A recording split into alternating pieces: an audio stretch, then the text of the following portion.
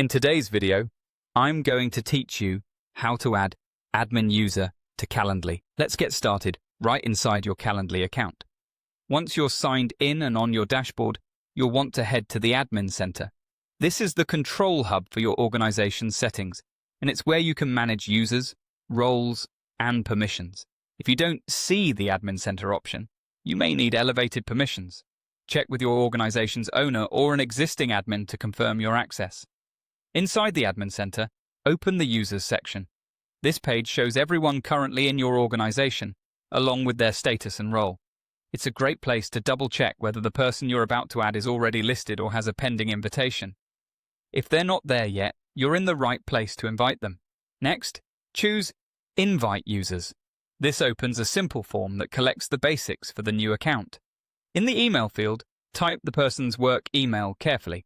It's worth pausing for a second to confirm the address, since the invitation and all onboarding prompts will go to that inbox. If your team uses a directory or SSO, make sure the email matches what your organization expects.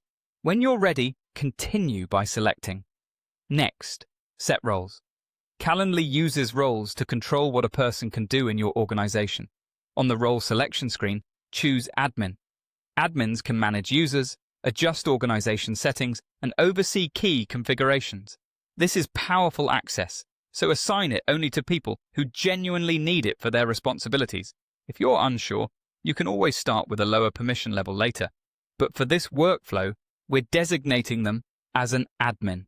After selecting admin, proceed by clicking Send Invitation. Calendly will email the person with a secure link to join your organization and accept the role. Until they accept, you'll see them marked as invited or pending on the users page. If they don't receive the email within a few minutes, ask them to check their spam or promotions folder, or verify that your organization allows messages from Calendly. A couple of quick tips as you wrap up. Make sure your plan has available seats for new users. If not, you may need to free one up before the invite can be accepted. Also, remember that admins can make changes that affect everyone, so keep your admin list small and intentional. And finally, interfaces evolve over time, so if the labels look slightly different, follow the same flow. Admin Center, Users, Invite, Assign Admin, and Send. That's it. Your new admin user is on the way.